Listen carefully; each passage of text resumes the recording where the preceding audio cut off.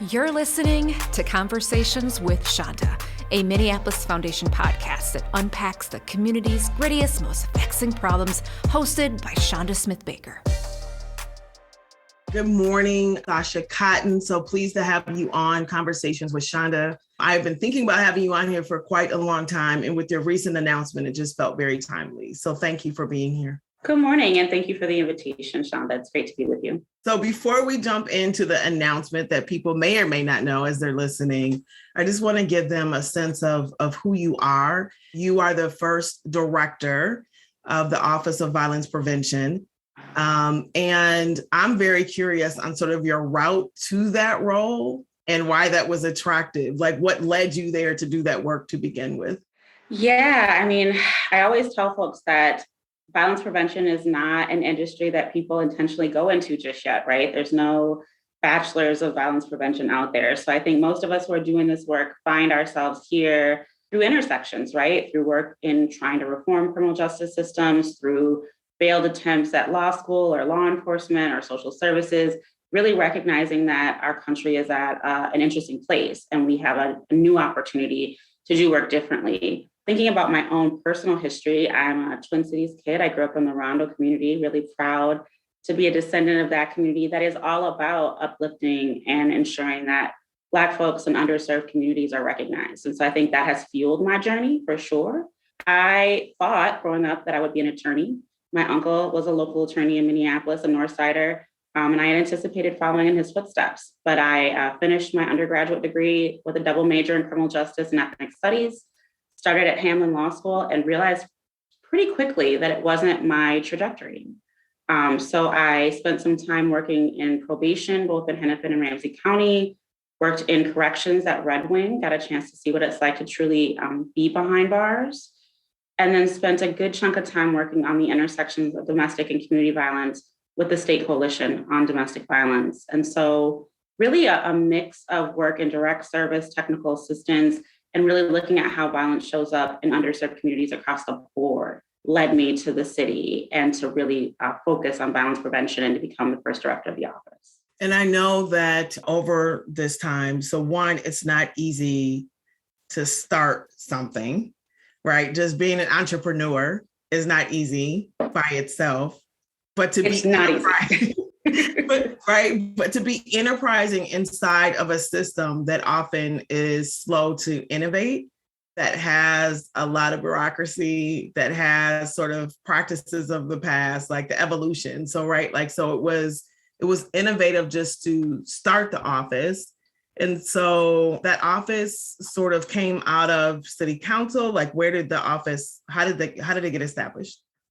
Yeah, so, Minneapolis had been thinking about violence prevention, particularly around youth, as a public health issue for quite some time. So under the blueprint, former Mayor Archie Ryback, now at the head of Minneapolis Foundation, really had a vision around addressing youth violence and wanting to bring systems, partners, and community together. And so we had a head start for sure. I started with the city in 2014, literally on the first day of Mayor Hodges' mayoralship. And, she was very supportive of the work. But at that time, we were a part of a division within the health department, really nuanced in our focus on youth violence and trying to address it through systems change. I think I just talked to someone and said, it was me and Josh Peterson and like $100,000, right? So it was very small work, really more focused on systems integration and policy and sort of relationship development. What we saw in that year and in the years that followed was reductions in youth violence, particularly gun violence, but real increases in violence and particularly shootings and homicides among 18 to 24-year-olds. And so Mayor Hodges, along with our staff and other city council members, really felt like it was important to take a look at that issue and what we could do to wrap our arms around that slightly older demographic, but still young people. These were not 35-year-olds. And so out of that initial kind of grounding, the hospital-based work that we're doing now, Next Step, was formed. The city had been thinking about that work for some time. I pursued a federal grant to do the group violence intervention, and then the rest of the work kind of blossomed from there. And I think in 2018, we had a council, particularly Councilmember Cunningham, that were really interested in taking this work to the next level. And from that, they developed the office. I've had the opportunity to sort of ride from the outside, the wave that you just described from the youth violence prevention blueprint to sort of the emergence of the office to watching sort of the defund announcement from the park to then all of a sudden that office that was embedded in this obscure sort of way of like, what is it? Sort of getting launched to like, now you're just completely prime time, like overnight. Fast. It happened super fast. And I was, on the outside, I was so worried for you just in terms of the pressure and how we can be in community where we want immediate results and answers because we understand the level of trauma that we're living in and violence that is occurring. And I understand that emotion. It's just not quite how work happens. And so it's not. Right. So can you say a little bit, I know I did see your interview that you did on Channel 5, but can you talk a little bit about the highs and the lows? Yeah, so I'm a builder by nature. That's sort of the way that I think about doing work is how can we build things up? How can we take, small nuggets and build them into something bigger? And so in my early years at the city, part of that building was building infrastructure and capacity. So one of the first big projects that I did at the city was our Blueprint Approved Institute, which is a training and capacity building or opportunity for small nonprofits or individuals who want to do violence prevention work. And that was really like, the guys from the community, women, grandmas, aunties, who were doing it already, right? They were bringing our kids in, those who were vulnerable, and feeding them and teaching them and mentoring them. And sometimes it was through sports, sometimes it was through art, but they weren't getting funded. And they didn't necessarily have the skills to do it through an evidence-based lens or in a way that we could measure. And so the Institute was really all about helping them develop those skills. So that's one of the first projects that I did that I'm super proud of, but it was super small, super under the radar, really targeted. I mean, it really was like me going out to community partners and saying, hey, I think this $6,000 microgrant in this training could make all the difference, right? That's how some of the relationships we have now with Jamil Jackson from CEO or Ferone Brown from Urban Youth Conservation, our lead GBI partner, were developed, was through that Blueprint Approved Institute. And so to me, building capacity has been at the core of doing this work and has been the highest highs, right? Seeing people and organizations grow in both their understanding of the work, their ability to do it, and their ability to serve has been some of my highest highs. I think certainly after the murder of George Floyd, our city changed in sort of a 9/11 way, right? There's how things were before George Floyd was murdered and how things are after. And I think it'll take some time for us to fully catch up on how that is going to look, but it's a reality. And so our office was catapulted into the middle of solutions, right? In our almost still embryonic stage. The office was officially launched in 2019. So we were discussed in the 2018 budget, came into fruition in 2019's budget. I was brought on as the director, so a promotion-ish, there was a national search in 2019 in July, right? So less than a year before COVID, less than a year before George Floyd was murdered. And then all of a sudden it's like, we don't want as much of a police presence. There was a lot of confusion about what defund meant, but it became a center point to talk about these other kinds of solutions to violence, in particular with the upticks that we saw. And so I think the lowest lows have honestly been the inability for communities sometimes to give this work the chance and opportunity it needs to fully be what it has the potential to be. We know that violence prevention is an emerging concept. Like anything new, it's going to take time to take hold, for people to understand how it works, and for it to be fully ingrained into the system. But it is an opportunity to better serve communities and for cities and communities to work together to have solutions that lead to better outcomes. And I think for me, the deepest frustration and the lowest lows outside of the obvious, the unrest, the murder of George Floyd, the pandemic, but the personal lows have been with communities' inability to see the full picture and systems sometimes inability to see the full picture. And how does that manifest itself? Like, I think I know from just knowing, but I think it's like twofold, right? Like, especially when you get diverse leadership in place that understands community, I think that sometimes there's an additional pressure when you're in those seats to have things happen, or if they don't happen quickly enough, sometimes you can be assessed on not understanding the issue versus not understanding the context in which you're working. So I think it does take some challenge to your own leadership on top of just creating room for others to criticize work that actually is really being impactful. Is that sort of the sense of it? Yeah, I think that, so one, government has caused harm, and certainly the city of Minneapolis has caused harm. And so I think we have to stand in that truth, even as people who represent communities who that harm has been inflicted on. When we're working in partnership and representing that entity, we have to own the fact that people are going to have resentment, frustration, and expectations of government, both good and bad expectations. And so I have done my best to own that. I think as people of color, I'm a Black woman, I'm a Latina woman, wanting to represent those intersections at the best possible way is what I bring to the table every day, right? I wake up every day wanting to represent the communities that I'm from and communities largely that have been underserved by government. But you're right, there is a different layer of expectation and criticism when you're from those communities, by those communities. And I think to a certain degree, we expect that, right? We know that we're held to a different standard. People expect us to be more deeply present. And some of that is expectation we put on ourselves, right? We show up at all the things. I've been at more crime scenes than I probably should have ever been at, or than any director will be expected to be at, and ingrained in community meetings and accessible by phone 24 hours a day. And that's not sustainable. And so I'm strongly encouraging the next director to not follow my lead on those things. But accessibility is really important. And people feeling like they have a person to tap in the city, it opens doors. And so for me, this work has been about creating access. Like I said before, with the Blueprint Approved Institute, we had folks who would have never been funded by the city, but for the fact that we were building their capacity to do those applications and to get into the city's vendor system.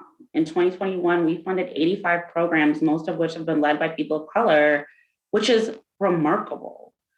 For a city like Minneapolis. That means that all those people are vendors, registered vendors of the city, not only getting money directly from the OBP right now or in last year's cycle, but that they can apply for anything that they're eligible for in the city. And becoming a registered vendor with the city, it's challenging. It's not like talking about it. And so even those access points, I think it's easy for people to negate how important those kinds of things are. Those entry points. And that's what I'm actually really proud of and most proud of, is creating those entry points that won't get taken away whether I'm there or not. And so your OBP is the Office of Violence Prevention. And then you brought up GVI. And so you wrote a grant for that. I know what that is, but can you share what that is? Absolutely. And of course, like any government or big corporation, we are full of acronyms. So sorry about that. So GVI stands for the Group Violence Intervention. It's a national best practice that is focused on bringing communities, social services, and law enforcement together to focus on reducing group and gang violence. And Minneapolis embarked on that work with a launch in 2017. And in 2017, 2018, and 2019, we saw really significant reductions in group member involved shootings and homicides. And while we're always really careful not to take full credit because there's lots of different things that could impact something like that. With 50 and 60% reductions, we do think having a targeted program focused on a population that's so high risk did have some significant impacts on making those changes. Now, obviously in 2020, we saw numbers soar, but we continue to provide those resources. And I think one of the challenging parts about prevention is it's hard to prove what didn't happen. And so what we're able to show is that the people we're working with, the over 400 people that have enrolled in GVI services, and we're not talking about, like the kid who's on the margins. We're talking about people who are deeply involved in group and gang violence, who are shooters, who have been incarcerated in the past, who are taking the opportunity to get their lives on a different trajectory. They're having lower recidivism rates. We've lost 4 now to homicide. 4 out of over 400 in this population. Any loss of life is critically hurtful to our community, to those families. But 4 out of 400 with this population is a really small number because they're very high risk. They're 100 times more likely to be victims of homicide than the average citizen, this demographic. And so what we can measure is the impact of the people we're able to serve. I think the next step for the Office of Violence Prevention is being able to have a service portfolio that's not limited by a budget that's so small, so that we can measure more on a population base, because we're able to serve anyone who wants the service and not just, limited to who we can serve based on a budget. Let's talk about some of the numbers. So as of yesterday, at whatever time it was that the news came on at 5:00 or whatever, it was 222 shootings in the city. I think there's more now. There was a homicide that happened last night, and probably other shootings that are not included in those numbers. I know that the rise of violent crimes is a national trend, but locally, the number of shootings, the number of carjackings have increased. And so we have a few dynamics. So we have the police reform, we have the Office of Violence Prevention, we have this rise of crime rate that's trending in a really negative way across the country. Like, what do you think accounts for those trends? And do you think that we have the right strategies in place to counter them? Yeah, that's a loaded question, but I'll do my best to answer it. So I think, we're 2 years out now from the civil unrest that followed George Floyd's murder. And I think in ways here in Minneapolis, at any given moment, that can feel like a long time or like it was yesterday. But as I'm talking with folks at the national level, it still feels very recent, I think, when you're outside of our bubble. And so I think to some degree that contributes to some of what we're seeing here locally, some of the tenor and the tense feelings that we get in community. But if we want to get really granular and practical, I think that one of the biggest changes we've seen in the last couple of years in the Twin Cities and in Minneapolis specifically is the introduction of switches into the community. And so these are accessories that can be added to handguns to make them operate like a semi-automatic weapon. It's dispersing bullets rapidly, way more firepower than we've ever seen in the past. And so, and they're easy to get, right? So we've known for a long time, particularly in Black and Brown communities, that guns are easy to get. But guns shoot 6, 12, 20 bullets, it's a limited number. And once you're out, you've got to reload. And usually that's the expense of the round. When you're adding this to it, when you're adding switches, you're talking about people being able, I was just in a meeting where a random bystander got shot from over a block away, right? So you're adding capacity, you're adding volume of bullets, right? I think that's a major factor. I also think that police legitimacy is a major factor in our city. I think with people watching the murder of George Floyd on television and then having to interact with law enforcement wearing that exact same uniform, there is a credibility issue. And I don't know that we've done the work at the city level yet to even begin to repair the legitimacy of our government in totality, and certainly within the police department and public safety services. And so when there's a dip in police legitimacy, you can expect that violent crime is going to go up, because people who perpetrate that kind of violence don't feel like they're going to be held accountable.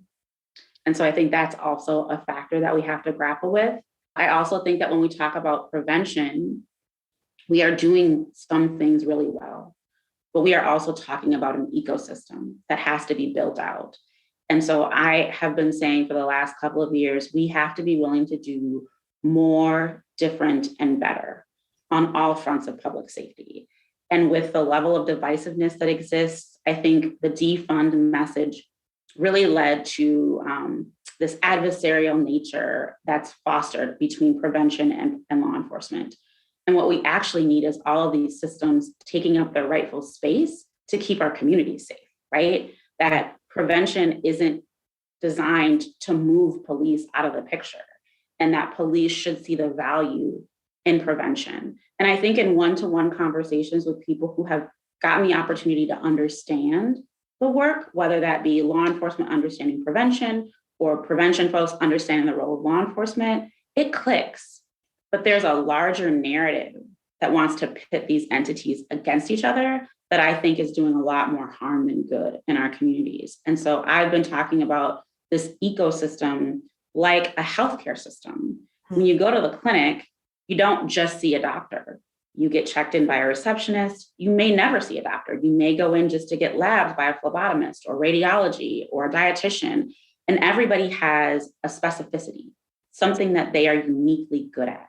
And I think that's what we're looking to build out in public safety. The challenge is we've been trying to do this change in the midst of a public safety crisis. And so it's hard to build a side-by-side system in the midst of a crisis and under this kind of pressure. But that being said, I think sometimes the best lessons can happen in a crisis. And we may have to wade through some of these really challenging times and get to the other side to see what we've learned and how we can implement things that are going to make our communities better and safer long-term. Sasha, are there cities or places, jurisdictions that you believe are getting it right across the country?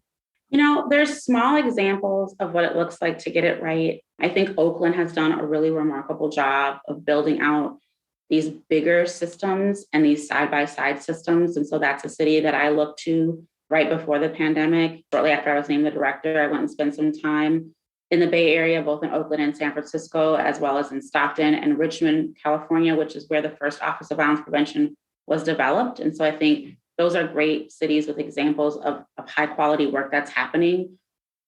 The other place to look at, particularly around violence prevention, is New York City.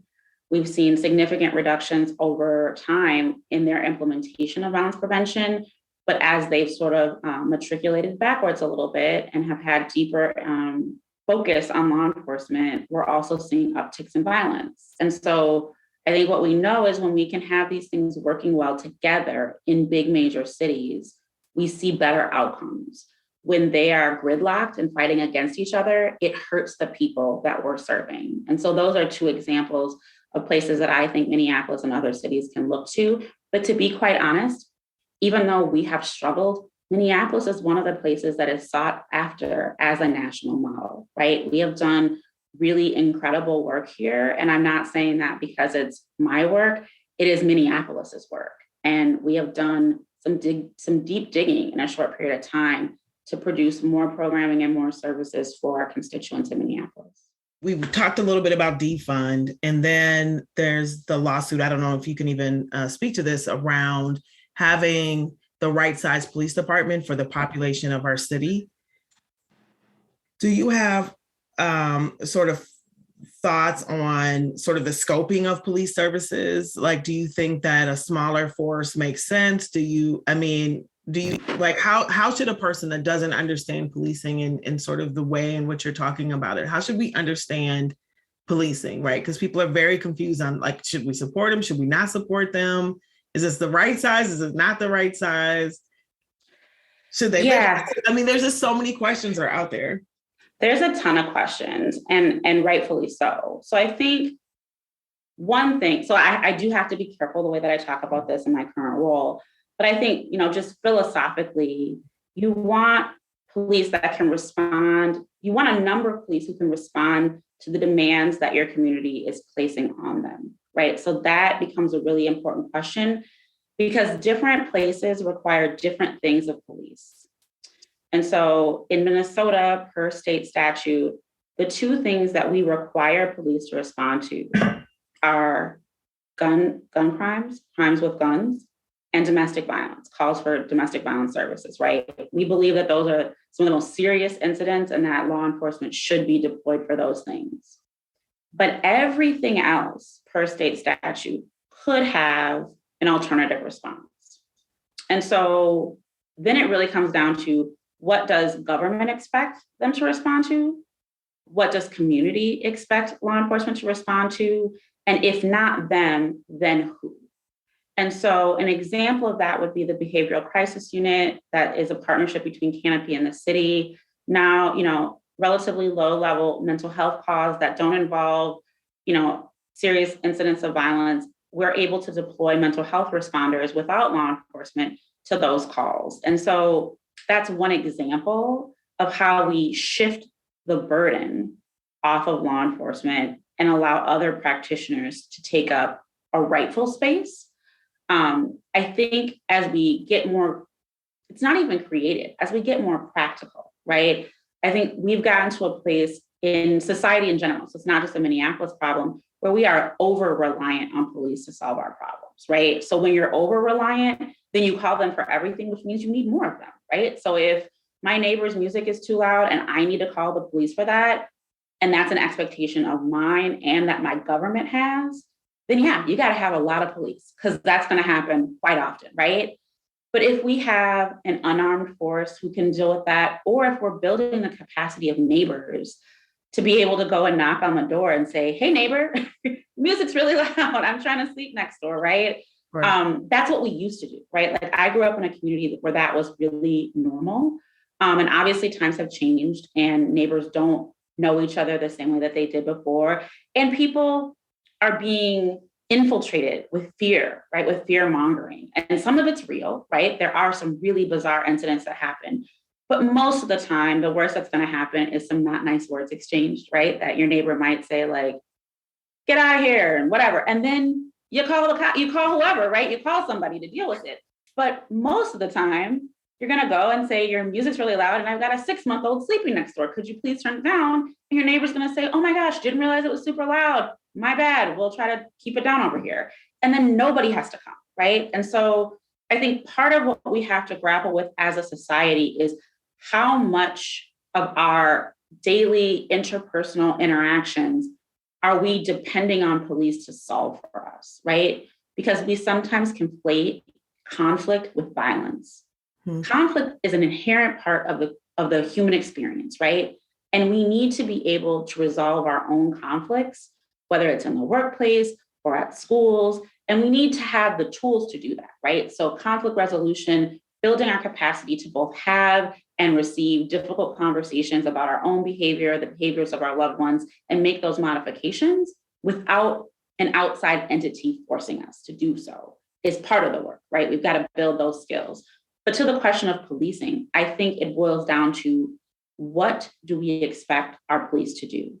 And in Minneapolis right now, we are down multi-hundreds of officers, right? I think it's 330. I believe the number is over 330 or over 300, right? And in Minnesota, we require law enforcement agents to have a 2-year degree, to go through a set of skills that takes 9 to 12 months. So we're talking 3 years or so for someone who's interested in law enforcement to go through the process of becoming a licensed peace officer in Minnesota. There's not some pool that we can go pull from and just plop people into these roles of law enforcement. So I know we hear the demands that we need more cops. There's not a place to go and get them. And so right now is a time where we do have to be innovative. We do have to think outside of the box about what are the most important things for our law enforcement agents to respond to, and what are the things that other people, other professionals can and should be doing. And if we don't take that step in Minneapolis, we are going to continue to see the problems that we see. Because I think right now we find ourselves in a gridlock where we are demanding the same thing from our police department that we got when we had 300 more officers. And that's unrealistic. So I think we do need to be building our police capacity. I think the numbers that we're at right now probably aren't adequate for a city the size of Minneapolis, based on what we expect of law enforcement. That being said, we're in a unique time where we can build out alternatives and solutions that are much faster to build, much easier to implement in this interim, and determine whether or not these are the appropriate things that we should be doing long-term while we side by side refill our rank and file within the police department. And I think that that's the both and that we should be talking about, but it gets lost in the conversation because I think communities aren't being educated and informed about the realities of the policing dynamic in Minnesota. There's no place to get these officers that you want. And also the ones that we want a diverse department, right? We want diversity, not just diversity in culture and gender, but diversity in perspective. We want people who can police our streets with integrity, who have the lived experiences to treat people well. And finding those kinds of people doesn't happen fast. That has to be cultivated. The culture has to be shifted within the police department. And that's also going to take time. And so I think cultivating these two things, these prevention and alternative opportunities, as well as a well-equipped law enforcement department, is going to be the next chapter. It has to be the next chapter in Minneapolis. I don't know how well you know MPD, but I know when I think about policing, I think about being in a squad and running around, and running into like dangerous situations. And I know that there are other roles that are available within the police department. So when we're talking about appropriately staffing the Minneapolis Police Department, we're not just talking about beat cops. Is that correct? We're talking about investigators. Like, can you give us, like, what are we looking for? Do you know? Yeah, so right now, I think the primary focus of the police department is 911 response and investigations. Those are the two things that they're most responsible for. They have to do those things. And even those things right now, with the numbers that they have, are really hard to do. I know that investigations is way behind, and we hear that frustration. I get calls from people in the community who are saying, I was a victim of a crime, my family member was a victim of a crime, and it doesn't feel like the police department's taking it seriously, or doesn't feel like they're doing anything. And while I can't speculate on a case-by-case basis as to why, what we do know is that investigators are overloaded with cases, right? They have, double, triple the number of cases that they should and normally would have. And so they have to prioritize, right? They have to look at what cases can I put effort into that might actually result in me finding something that could be charged, and what are the things that are sort of feeling like a dead end. And so they're looking at, is there video footage? Is there eyewitness? Is there other what is here that I can put together? And if there's nothing, and it feels like it's leading to a dead end, sometimes they have to like redline it and put it off to the side. And that feels terrible to a victim of violence. As someone who's been a victim of violence and who was told, hey, you should consider by MPD, you should consider yourself lucky that nothing worse happened to you and move forward with your life, right? That feels awful. But the reality is they're human, right? And they can't magically make a case that isn't there. And so I think that's one thing. So building the capacity of investigators is important, because they are the people that our residents want to call and say, where are things happening with my case? And they want to feel like when they call, that investigator can say, yep, Ms. Baker, this is where we're at with your case. These are the steps that I've taken. These are the things I still need to do. And I will be able to update you in 3 days, 6 days, 10 days, right? Right now, that's not possible with the capacity, right? Half the time people call, they're like, who are you? I don't know. Let me check my file. And that's frustrating from a customer service perspective, right? So I think more investigators is important. Beat cops are the front line of law enforcement. It's what people see. It's how people engage. It's how people begin to develop an opinion about law enforcement at their earliest age. And so when they're running from 911 call to 911 call, and they're not able to stop at the local gas station and chat with the clerk, they're not able to stop and watch 20 minutes of the football game at North High, right? Then they're not building relationships. They're just chasing problems, right? And some people would say that that's fine, right? That's their job, let them chase the problem. But when you are the person faced with the problem, you want to feel like the officer responding knows you, knows your community, might know someone who you know, even if you don't know them personally, right? There's a big difference when the cop that shows up to respond to your crime, you just saw him at a football game last week, giving high fives to the kids, or you've seen him at your local grocery store. There's a different feeling that you have about their commitment to your safety. And so I think building that is important. And the only way to build that is to have more officers so that they have more time to be able to be responsive. Now, when we think about positions, a lot of the specialty units got cut when we saw the depletion in the police department. So for example, the group violence intervention that I spoke about earlier, there used to be a gang unit that was embedded in the police department that was really focused on just that work. So they knew the high-risk gang members, and their focus, of course, was to hold them accountable. It was also to introduce them to the services that group violence intervention can offer to put them on a different path. When you don't have a set of officers who are just focused on that, you get the run of the mill, right? And so it doesn't mean that those officers are doing a bad job, but they're not able to articulate what a gang officer could say. A gang officer could say, hey, do you know Ferome? Ferome can offer you these services. You should call him, because how many times can I come out here and talk to you before I'm going to have something to arrest you for, right? They can build those relationships. That can't happen in our current environment.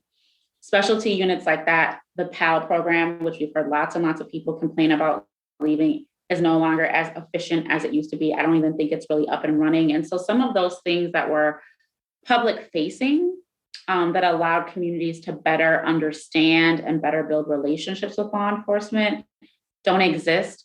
But again, I'll pivot back to this issue of legitimacy, because if officers are not operating with legitimacy, none of it matters, right? So if you have a police force that is respected and that people believe are there to do the right things and protect the community, all of the community, not just certain people, but police have a responsibility to protect, the quote unquote bad guys too, right? So when we did our group violence intervention, that was one of the things that we said. They have an obligation to prevent you from getting shot too, even though you're an active group member, right? That's part of their job. We lose all of that when legitimacy is lost, when we see officers who are taking the opportunity to cause harm in communities. And so I think there's a balancing act that has to be achieved. I think we want officers to have the time to build relationships, but I also think we've done things in the past that haven't been as effective. At one time, we had a whole community engagement unit. I don't inherently think there's anything wrong with that, but I think what we want is officers who are walking a beat, who are doing investigations, who are also in and invested in our communities, not a set aside group of people who show up and do community engagement and then go sit back at their desks. We want the same officers that could respond to a crime, to know our kids, to know our communities, and to be embedded in our community in a way where they can respond with integrity and respect. Yeah, I could not agree with you more on that one. And then, let me give a shout out to Sergeant Kia Boyd, who is responsible for recruitment. She has got a very tough job. Yes, she does. And I often feel very bad for her in terms of the role and responsibility in this context, but she's doing a fantastic job of trying to bring people in and ultimately to keep us all safe. And, I have my opinion, and I think what we're talking about is just how policing works. Like, I honestly think that we need to have people in community. And we've talked about a number of things, from like just neighbors being able to talk to neighbors to settle conflict. We've talked about having the right scoping and the right response to issues that are happening in community. And many of those things do not need to have a police response, right? And then for things that need a police response, we need folks that can help create legitimacy of the police department, that have respect for community, right? Like the ecosystem that you were speaking to, it needs to function, and we need to get the right people in play that have respect and understanding of the nuances that exist inside of community. Yeah, I think that's spot on, Chanda. The ecosystem piece is so important, but also recruitment is so important, and finding people who want to do this work. I have a 23-year-old son who I've been egging, like, you are the kind of person that needs to be in policing. You're young, you're male, you're from an urban community. He works at Falwell Park, right? But the perceptions about policing in our community have been so deeply tarnished that it's really hard to find people who reflect our communities, who want to do that job. And so kudos to those who do, because it's the only way we're going to get change. But also we've got to take a hard look at the culture of policing and MPD, because I think one thing that I always say, even engaging with officers of color, is like, are they an officer of color who comes from our communities and understands it? Or are they a cop first? Because I think, policing has its own subculture, and that can be, about unifying and being connected, but it can also have some toxicity to it too. And so I think ensuring that people have the support that they need, right? When someone from Black and Brown communities decides to go into law enforcement, making sure that we're not judging them, right? That they feel like this is a career choice that's going to benefit the community. Because so often we're calling them Uncle Toms, we're treating them badly, we're telling them, that they're sellouts, right? And even those of us who are doing prevention work now are getting that kind of feedback because we're inside of systems. But the reality is we need people from our communities to be in play in those places. We constantly say we want Black and brown and diverse communities to be at the table. But then when people get there, we turn our backs on them. And we only want them to say the things that we tell them. We don't want them to have an authentic voice that's representative or reflective of the diversity of our communities, because we're not one-dimensional. There is not one Black or one Latino or one Asian experience, right? But the best change makers are people who come from our communities, who can represent the diversity of our communities and also be embedded and trusted within these systems, right? To have that duality. And when we as community turn our backs on those people and we tell them, oh, you're a cop, or oh, you're government, you're not really a part of us anymore, the government will embrace them. The police department will embrace them. They will give them a cultural home to be a part of. And that may not be what we want. It is usually not what we want. So I implore our community to really think critically about how we support people, particularly young people of color, who pursue careers in criminal justice, in law enforcement, and corrections, because we desperately need them there. We desperately need their eyes and ears to be both present in community as residents and community members and as agents of law enforcement and criminal justice who can bridge the gap. But if we shun them, it won't work. Yeah, I hear that. So let's take a pivot, because you are leaving the city. I think it's effective July 15th. This is correct. I have accepted a role with John Jay College in the National Network for Safe Communities, which is the national and international home for the group violence intervention that we talked a little bit about earlier, as well as a number of other evidence-based strategies. It's based out of New York City and is working in about 40 cities across the US and a number of countries across the globe, focused on violence prevention strategies.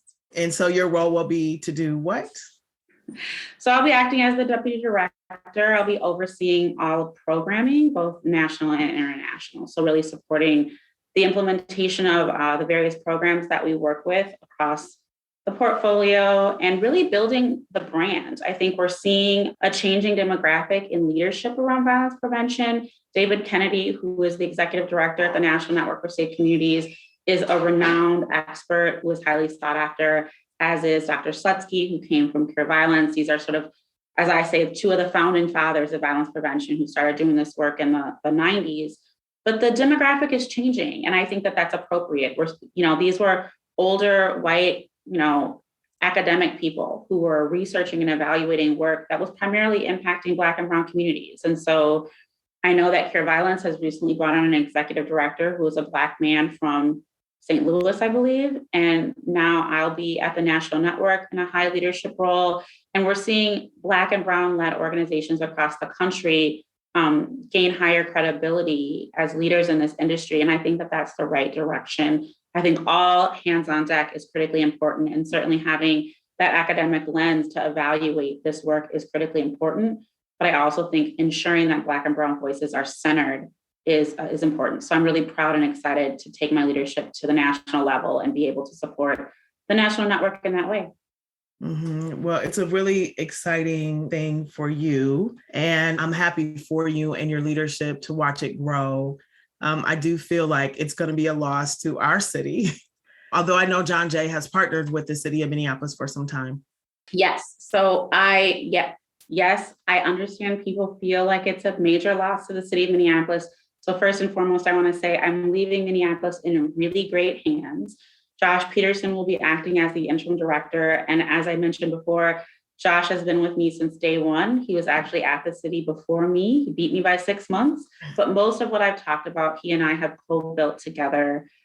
While his technical title is deputy director or manager of the OVP, he has been side by side with me the entire time. So he knows this work in and out, is a dedicated and committed person to this work, just finished his master's at Johns Hopkins in violence prevention with a public safety, public health approach. So really grounded in the academic piece and in the infrastructure inside of the city and making sure these systems continue to work.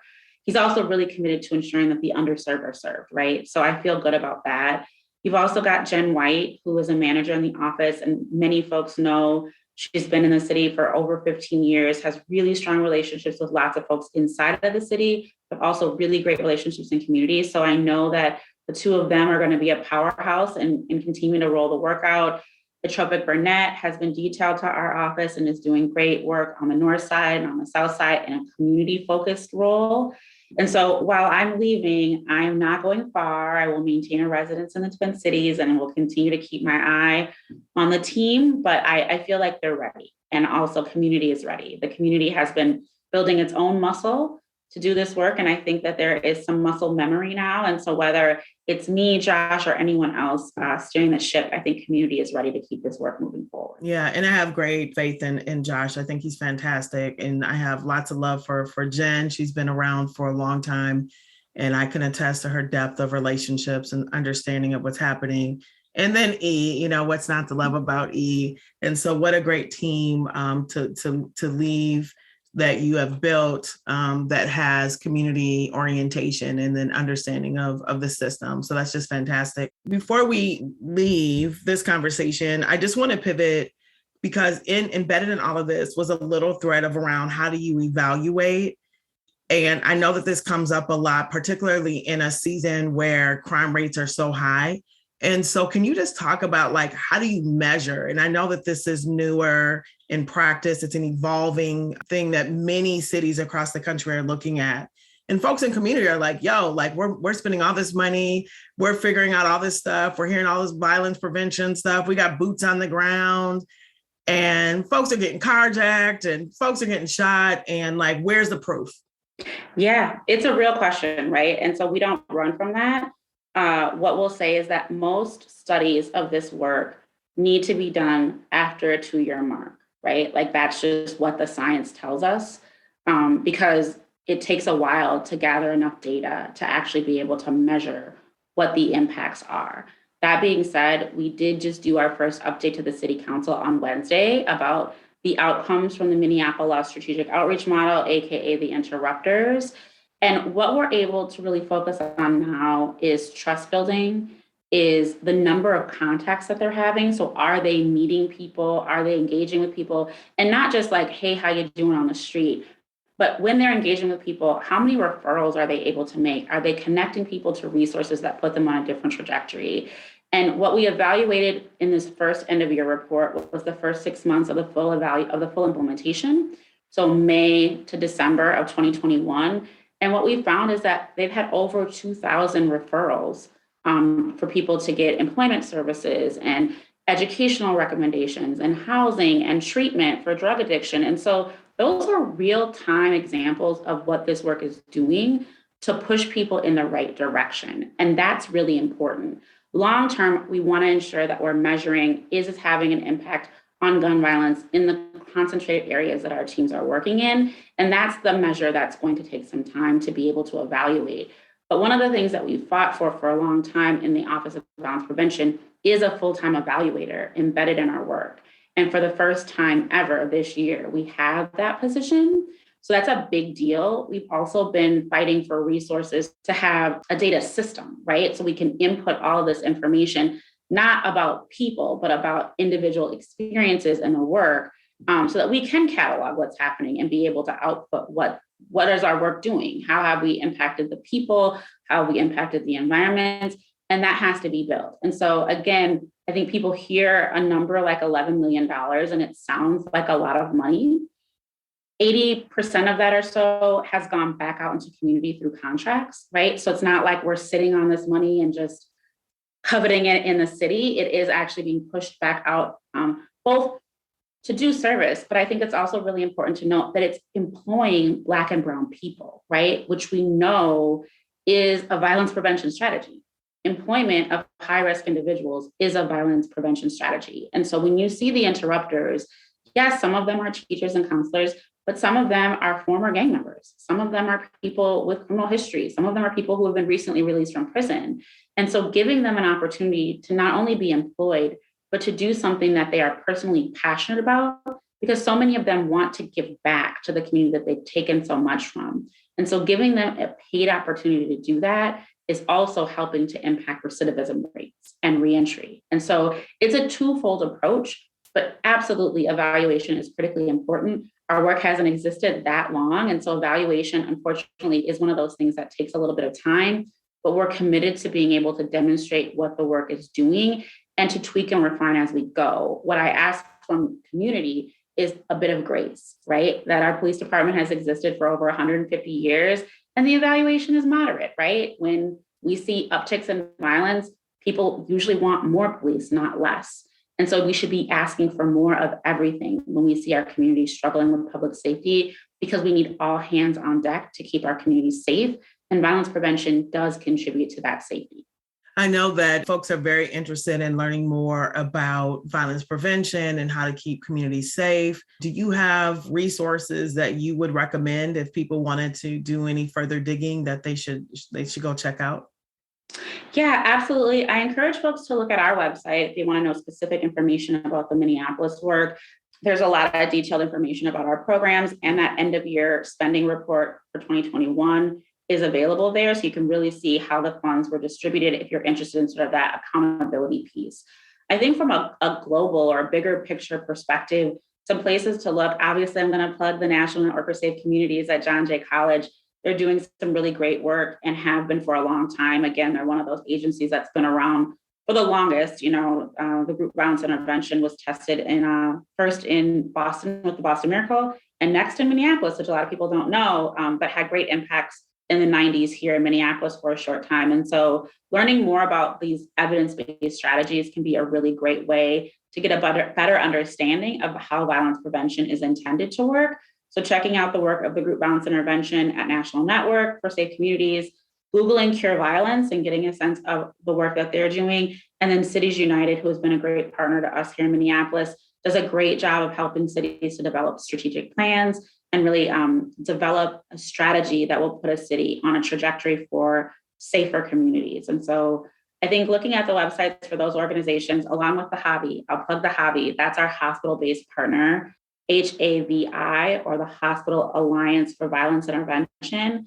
That is critically important because we want to make sure we're meeting people immediately after a serious injury. We know that recidivism and retaliation drives a lot of the violence in most major cities. And so if we can reach people right after they've been a victim and encourage them not to retaliate, it can make a huge difference in keeping us all safe. I guess one question about that. So like the solve rate, like we were talking about that earlier. So when you don't have investigators, like in my mind, retaliation goes up because you're not solving. Is that sort of the cycle we're in? Yeah, so that's definitely a factor, Chanda. When we're not able to solve, when people are not being arrested for crimes that the community knows they committed, it creates a dynamic where retaliation is high, right? And so that's a factor.